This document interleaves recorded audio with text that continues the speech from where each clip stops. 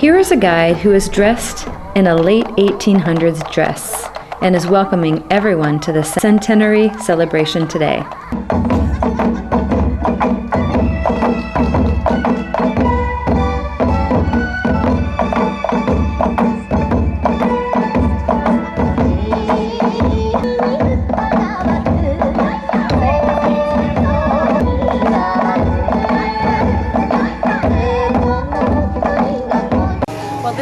Centennial celebration, which is the 100-year anniversary of this farm. So this has been an operating coffee farm since 1913, and actually it also happens to coalesce with the bicentennial of coffee in the Kingdom of Hawaii. So it's very fortuitous in Japanese culture too. The house is actually 88 years old, and the numbers 8, actually Atsuko Miller, our interpreter in the house, has explained to us that those kanji actually looks like the symbols for rice, and rice is this kind of life's breath of the house, and it's very fortuitous and symbolizes all these wonderful things coalescing in the same year. There's an Uchida family member, which was the original family that leased this property and started to work this coffee farm from Mr. Greenwell originally, and the senior Uchida family member is actually 99 this year. So there's all these kind of interesting fortuitous numbers that are coalescing this year. And thank you, Scott. And remember, Scott is at Sam's Joint. And Sam's message was, he just loved the Uchida Living History Farm. He enjoyed being here last year, and he would like to return again.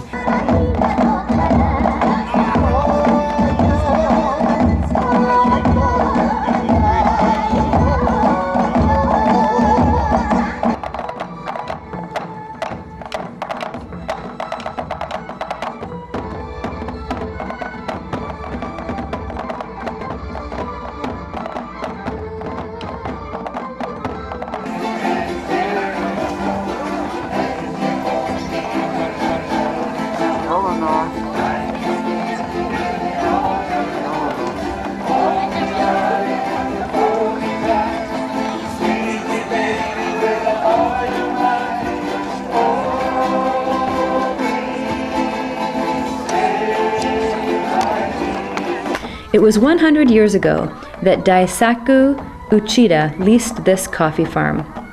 Uchida came from Kumamoto Prefecture, southern Japan, when he was only 19 years old. He arrived in Honolulu by ship in 1906. He was one of thousands of immigrants who would lead indentured servant status for the sugar barons of Hawaii. Upon arrival, Uchida signed a 3-year contract and went to Kauai. After completing his contract, he moved to the Big Island. It seems that he first worked for some large coffee plantations. However, by 1913, he had leased 7 acres of coffee land. Coffee had many boom-bust cycles. Some years were good and some years were terrible. The Kona coffee industry was an industry that was built on the backs of immigrant farmers on small family farms of 5 to 10 acres. Uchida sent for his wife, Shima Maruo, and together they built a life that stressed hard work, respect for elders, cohesiveness, discipline, frugalness, and a sense of community. They had 7 children, and all of them worked on the farm, even the very small children. Uchida and other coffee farmers lived in almost a cashless society.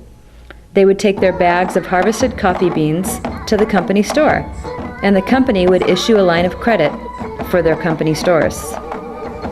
Once you were out of diapers, everyone wore boxers. So this fellow here would wear a little tiny pair, and then somebody else would wear a larger pair. Women would wear a little camisole under their dresses, 2 little slits in the sides. So very simple, but very, very livable. And Mr. Uchida lived to be 99, so the lifestyle didn't hurt him. It did.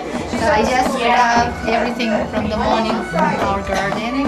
And eggs are very important to take protein. But here in Hawaii it's called a food safe, and it would keep the staples and the canned goods and any leftovers, if you would have leftovers from that many people eating. Also notice the cans around the bottom. Those are sardine cans, so that tells you that they ate sardines, so they didn't eat just stuff from the farm. But they'd put oil in there to keep out insects.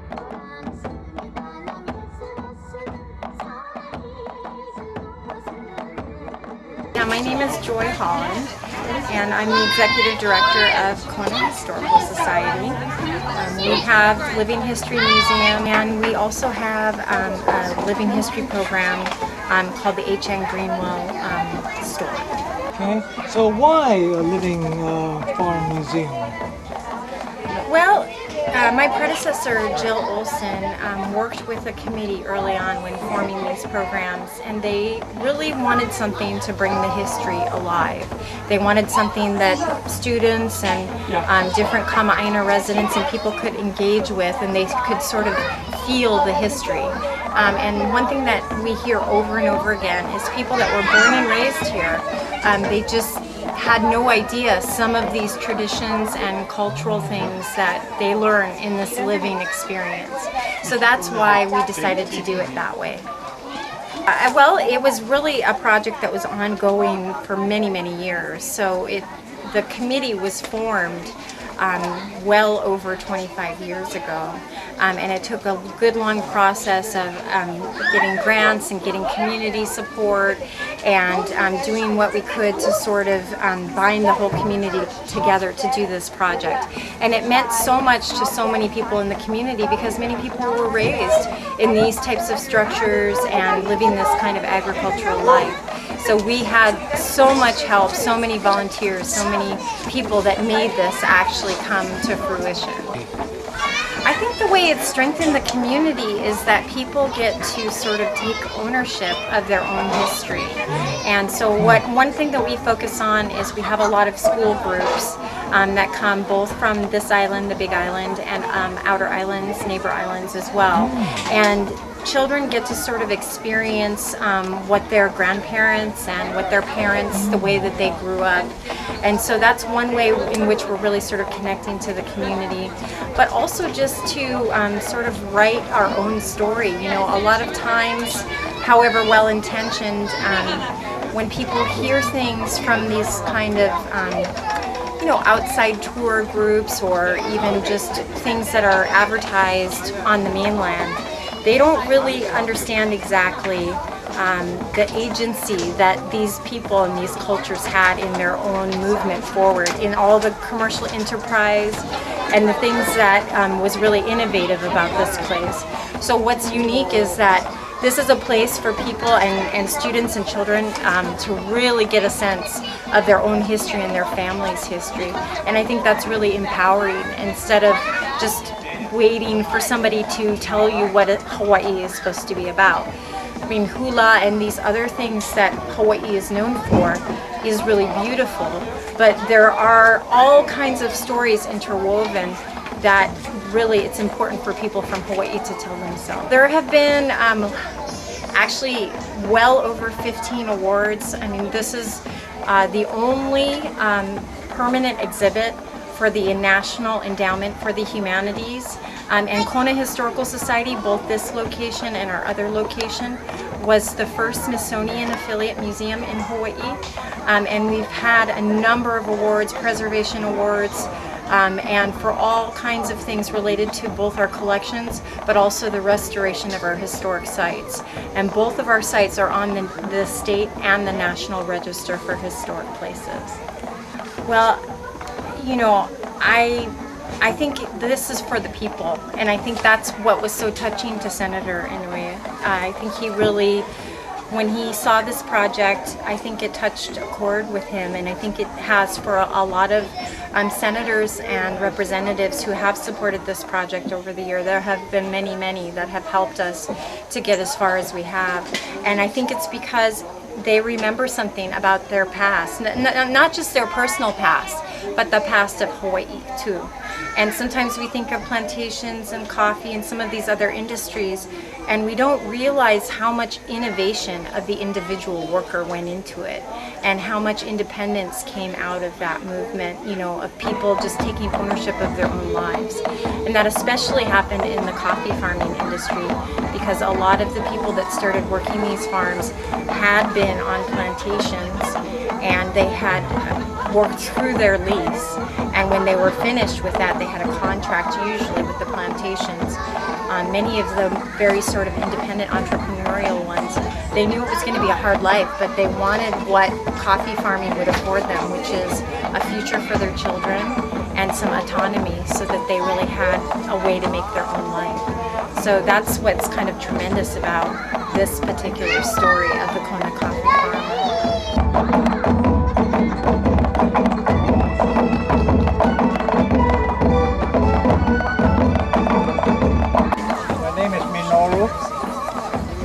I was born and raised in a coffee farm like this, a few miles up the road. But like most farmers, it was all on leased land. So a lot of people in my generation left, went to college or military or trade school, and didn't take over farms because it was leased land. You couldn't be sure you can keep it. This station called the Turibad. Names are always Japanese, but most of the farmers were Japanese. They brought the harvested coffee here to process. The coffee was brought here in burlap bags like this from wherever it was harvested to be processed. When they got ready to process the coffee, they just took the strings off, emptied the coffee into this little hopper, ran down by gravity through a little adjustable gateway you could feed this vertical wooden box, which is called an elevator. An elevator just moves things from one level to another. The bottom of the elevator was this piece of gear. It had a geared pulley.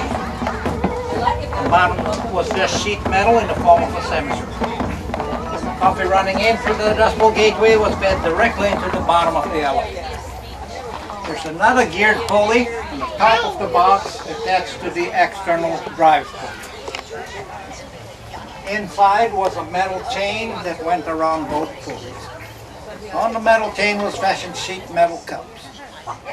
So as the chain went around the lower pulley, scooped up the cherry on the bottom and carried it to the top. As it went around the top pulley, it inverted the cups, tossed the coffee out into a chute that guided the coffee into the pulper.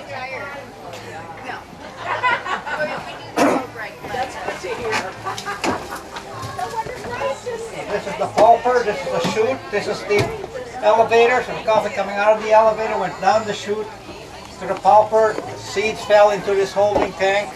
The skin was ejected directly into the coffee field and later spread out in the field as mulch for fertilizer. Seeds were then covered with water and allowed to sit overnight. By sitting overnight in water, the slick pulp begins to ferment, get soft and mushy. In the morning, the farmer came out with his shorts on, climbed into the tank, uses 2 legs as agitators to mix the coffee seeds to wash off the fermenting pulp. After about 20 or 30 minutes of mixing, the farmers took a homemade tool like this. Bottom was usually wire mesh, so he could scoop up the seeds, shake it a few times to get rid of most of the liquid, which was in the form of a slurry by now, and poured it into a mechanical shaker to get rid of the rest of the liquid. The mechanical shaker was basically built like this, but was about 20 feet. The front lip was always fixed a few inches lower than the back side. So as the shaker just shook back and forth, the seeds slowly moved to the lower end and dropped onto the dry platform. Because it was constantly being shaken on the trip down, most of the liquid dripped down. Now all this, of course, required a source of power to turn all the machinery.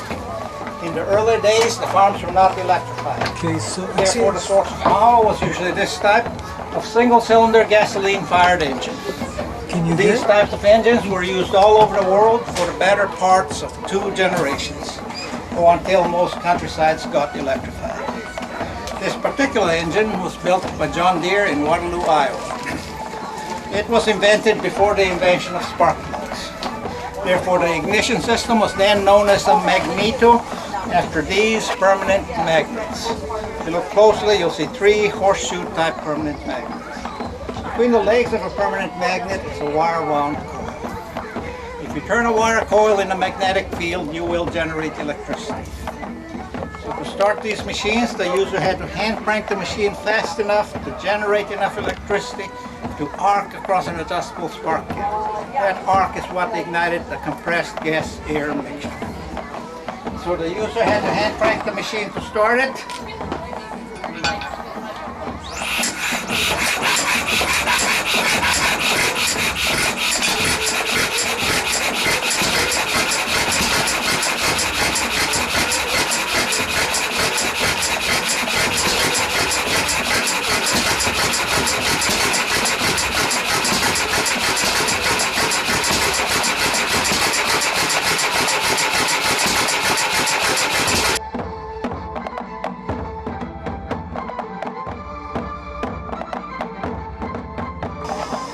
The early ladders had 2 hinges at the bottom, opened like your regular coffee ladder. So those ladders were very difficult to set stably on Kona's uneven, rocky, and slopy ground. Until a man here in Kona invented this particular ladder, it has a single double eye bolt in the middle, so it'll turn in most directions. Excuse me, step back.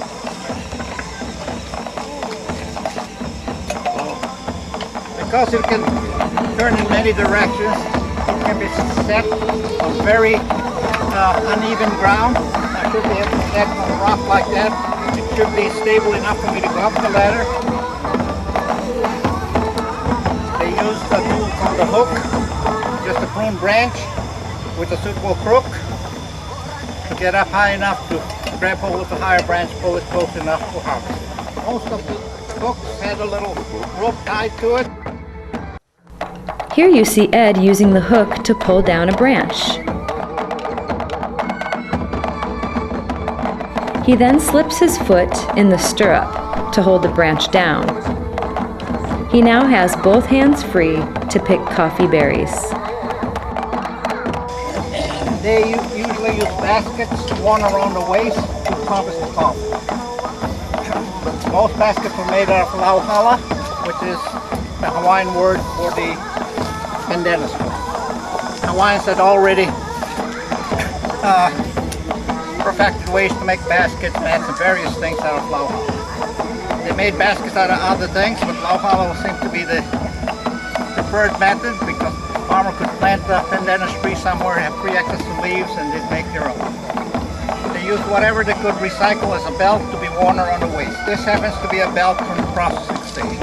Others just took a burlap bag, cut it up, and sewed it up as a belt. A farm wife also had to come out to the farm to help with the harvest. If she happened to have preschool children, she had to bring them to the field with her because she had no baby. To keep them occupied, she usually gave them a can on a string like this. Would wear it over the neck and shoulders. Those preschoolers were told to pick up all the coffee cherries and miss the basket that fell to the ground. Their job was to fill the can up. The can was full or nearly full, they could take it to mom, say, I'm done, emptied it in her basket, and she'd give them recess and let them play. They could play as long as the mother could hear them talking or doing things. The minute it got silent, she'd raise her voice, it's time to come back and go back to work. Because you mothers here probably know when children get silent, it's universal.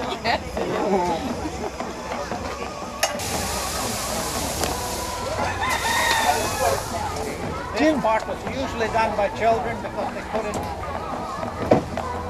harvest as fast as the adults. So they send the younger children back to the raking every hour or so. Of course, they couldn't close the platform, but then an older one has to come in to close. Would you like to grind the morning coffee? Oh, sure. Close. There we go. So this was also the children's alarm clock when they heard mother grinding the coffee. Up they'd get, fold up their futons, put on their clothes and go outside and do their chores. Children didn't have many toys. They would make little balance toys out of just twigs and coffee cherry, and then little dolls as well. And they entertained themselves. But in regards to the question, there are families with 10, 12 children. Yeah. Because they provided the labor. Right. You could not run a farm without using your children. Children pulled their weight. Children's labors were indispensable to the coffee farms. Kona Coffee had the very unique role in shaping school vacations, which coincided with the 3 or 4 coffee harvests. Mr. C.J. Griswold, principal of Konawaina Elementary and High School, estimated that in 1937, a good year for coffee, his students picked 50,737 100-pound bags of coffee. Children started working when they were 4 to 5, and by 14 they could work almost as much as an adult. Children also worked before and after school. This is the parlor where they would receive company and celebrate holidays.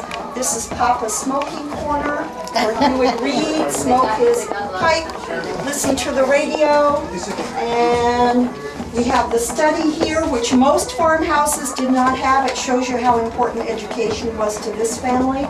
The room back behind the altar was the one built for the oldest son when he took a wife. His wedding picture is in there on the bureau. You'll notice when you go into that room that the clothes are hanging on hooks and hangers. Here in the master bedroom, all the clothes are folded and put in drawers. The older generation did not think your clothes looked nice when they were hung up. So this is the master bedroom. Papa and the 3 oldest slept out here, Mama and the 2 younger ones back here. These folks got up early and started their farm work. So please go look around, and if you have any questions, I will try to answer.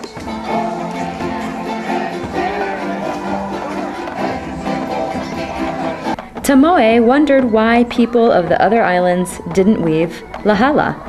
Why was the weaving only in Kona? Coffee farming had very busy periods and some slow periods. During these times, the women and children weaved lahala to earn extra cash. And I wondered why more people on Kauai were not weaving lahala products. But then I realized that they were plantation workers and they had a set income. They did not need an additional job. And World War II, of course, made a big difference because soldiers who were stationed here needed presents to send home to their mothers, girlfriends. And so I was 9 years old and I started helping my mother weave purses that they could send back. And that soon spread to all the other coffee farmers. Most of the coffee farmers here had someone in their family produce some lahala products.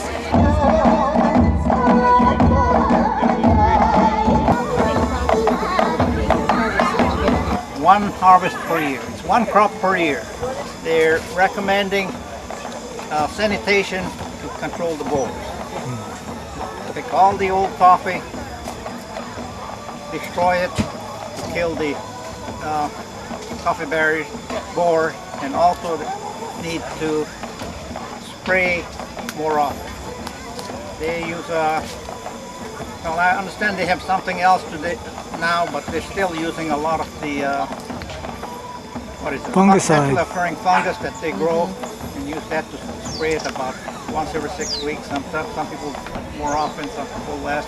But if you look around, you'll also notice a lot of farms have plastic bottles hanging on the tree.